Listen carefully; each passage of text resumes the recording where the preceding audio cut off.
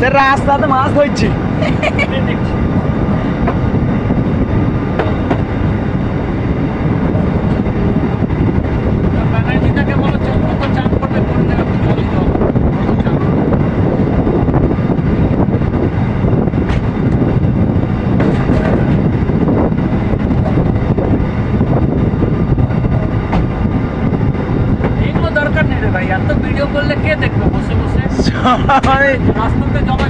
ওই দেখেন রাস্তা ব্রিজ ঘর বাড়ি সব ডুবি গেছে মেশিন মেশিন।